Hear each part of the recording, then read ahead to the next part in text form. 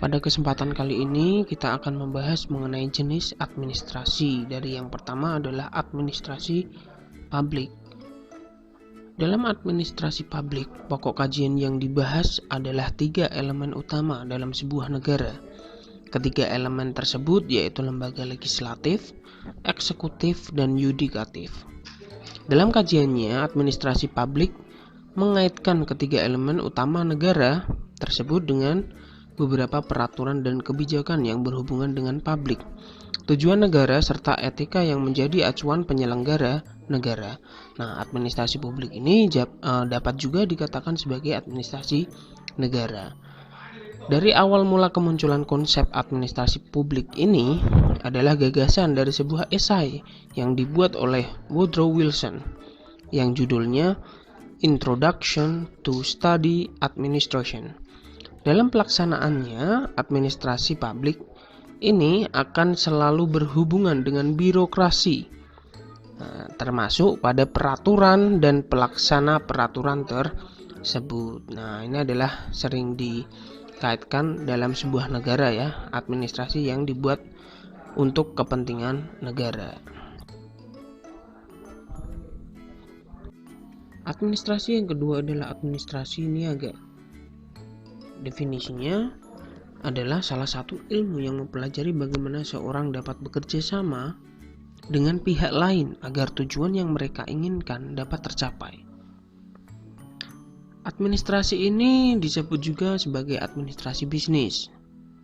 Nah, jadi dapat disimpulkan bahwa fokus dari administrasi tersebut adalah pada tindakan manusianya.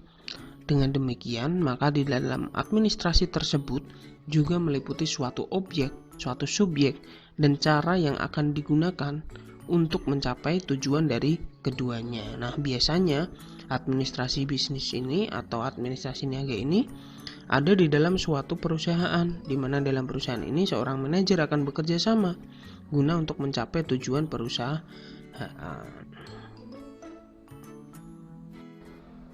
Administrasi yang ketiga adalah administrasi pembangunan. Nah, administrasi pembangunan ini merupakan sistem administrasi yang dibuat untuk melakukan pengendalian usaha oleh pemerintah. Tujuannya adalah untuk merealisasikan pertumbuhan yang sudah direncanakan pada suatu kondisi yang lebih baik, serta maju pada beberapa aspek. Nah, sistem administrasi pembangunan ini mulai muncul pasca Perang Dunia Kedua, di mana pada masa itu semua negara di Indonesia membutuhkan sebuah sistem untuk bisa menciptakan pembangunan negara mereka. Setelah berakhirnya perang yang melibatkan hampir semua yang ada di dunia, nah barulah administrasi ini segera muncul untuk melakukan suatu pembangunan negara. Namun beberapa ahli berpendapat bahwa adanya rencana Marshall dari Amerika merupakan salah satu motivasi utama terciptanya konsep administrasi pembangunan ini. Marshall Plan ini merupakan sebuah program dari negara yang memenangkan peperangan untuk membantu negara yang hancur dan mengalami kekalahan pada masa Perang Dunia Kedua. Nah, akhirnya yang menjadi motivasi ini muncullah berbagai administrasi untuk membangun suatu negara. Nah, biasanya digunakan pada negara-negara yang sudah mengalami kekalahan pada masa Perang Dunia Kedua, di mana semuanya perlu dibangun kembali untuk kepentingan negara itu.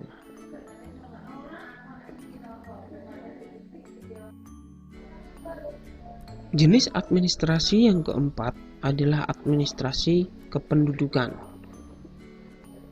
Administrasi kependudukan adalah rangkaian kegiatan penataan dan penertiban dalam penertiban dokumen dan data kependudukan melalui pendaftaran penduduk, pencatatan sipil, pengelolaan informasi, serta pendayagunaan hasilnya untuk pelayanan publik dan pembangunan di bidang sektor yang lain. Jadi dalam administrasi ini di dalamnya terdapat beberapa layanan seperti pendaftaran penduduk, pencatatan sipil, pengelolaan informasi penduduk, dan lain-lain terkait dengan kependudukan. Jenis administrasi yang kelima adalah administrasi keuangan. Nah, administrasi keuangan adalah pengelolaan yang meliputi segala aktivitas yang berkaitan dengan keuangan dan pencapaian tujuan sebuah organisasi, perusahaan. Pada akhirnya, administrasi keuangan akan berkaitan erat dengan laporan keuangan. Jadi laporan keuangan itu banyak sekali versinya, seperti laporan bagi hasil atau laporan laba rugi, laporan neraca, laporan perubahan modal. Itu yang nanti akan sering kita temui dalam laporan keuangan, terutama di jurusan akuntansi keuangan dan lembaga.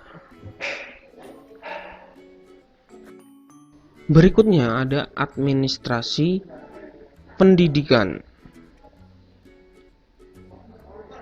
Administrasi pendidikan merupakan proses keseluruhan dan kegiatan-kegiatan bersama yang harus dilakukan oleh semua pihak yang ada sangkut pautnya dengan tugas-tugas pendidikan, bahwa administrasi pendidikan itu mencakup kegiatan-kegiatan yang luas yang meliputi kegiatan perencanaan, pengorganisasian, pengarahan, dan pengawasan, khususnya dalam bidang pendidikan yang diselenggarakan di sekolah-sekolah.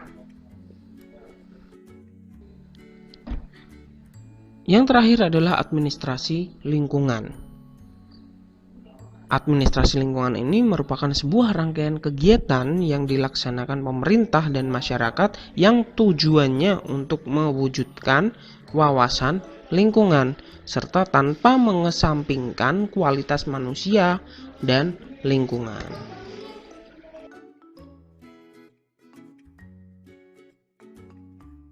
Berikutnya kita membahas mengenai jenis kerja administrasi. Pengertian administrasi meliputi jenis-jenis kerjanya. Secara real maksudnya hasil kerjanya bisa dilihat dan bisa dipakai untuk menentukan kebijaksanaan organisasi. Dari yang pertama adalah jenis kerja akuntansi atau keuangan. Salah satu kerja administrasi adalah pembukuan atau lebih populer disebut akuntansi. Pengertian kerja akuntansi adalah kegiatan pencatatan transaksi keuangan dan pemasukan perusahaan. Setiap institusi pemerintah, perusahaan maupun organisasi non-profit harus menyelenggarakan kegiatan akuntansi. Fungsi akuntansi adalah guna mengetahui keadaan keuangan perusahaan, apakah surplus atau defisit.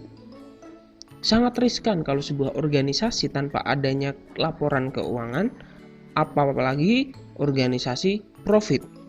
Bisa-bisa terjadi penyalahgunaan uang. Nah, akuntansi merupakan disiplin ilmu yang mempelajari bagaimana cara menyusun keuangan yang benar.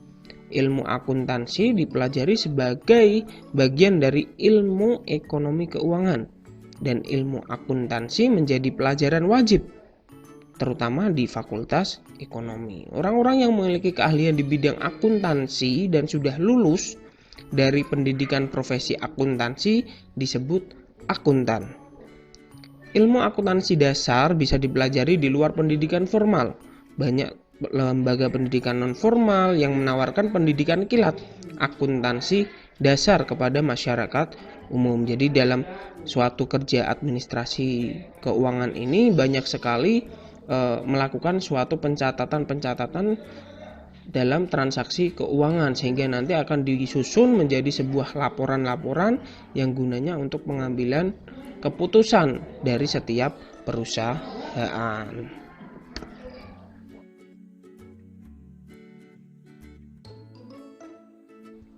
Jenis kerja administrasi yang kedua adalah laporan penjualan. Laporan penjualan merupakan salah satu tugas administrasi pada bagian pemasaran. Nah, laporan penjualan dilakukan secara berkala, seperti seminggu sekali atau sebulan sekali, tergantung perusahaan yang minta, mau berapa kali dalam 1 bulan atau 1 tahun sekalian. Nah, laporan ini diserahkan kepada manajer pemasaran. Laporan dibuat bertujuan untuk mengetahui seberapa banyak barang yang dijual ke pasar. Nah, ini sangat berkaitan dengan jumlah stok barang maupun rencana pemasaran yang akan diambil di kemudian hari. Nah, laporan penjualan ini sangat penting karena untuk mengecek jumlah stok yang ada di gudang maupun jumlah yang sudah terjual.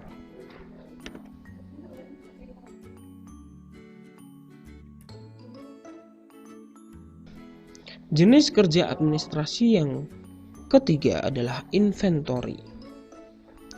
Nah, salah satu jenis kerja administrasi adalah inventory. Divisi ini yang bertanggung jawab membuat laporan stok barang yang tersedia di gudang maupun yang dipasarkan. Inventory harus mengerti bagaimana mengatur sirkulasi produk, kapan disimpan dan kapan akan dikeluarkan.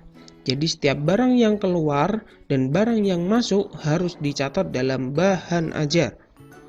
Pada akhir bulan, inventoris harus menghitung ulang sisa stok yang ada di gudang dan kemudian dibuat laporannya. Itulah gambaran bagaimana kerja inventoris yang bertanggung jawab mengelola stok produk di gudang. Jadi inventory ini adalah berkaitan dengan laporan-laporan yang berada di dalam gudang.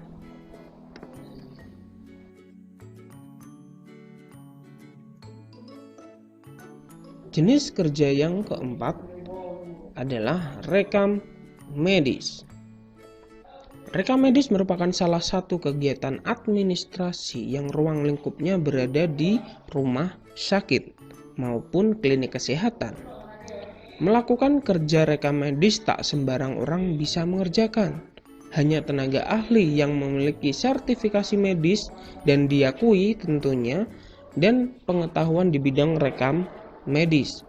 Fungsi rekam medis adalah mencatat riwayat penyakit pasien ke dalam sebuah lembar laporan. Selain mencatat riwayat pengobatan pasien untuk rawat inap maupun rawat jalan.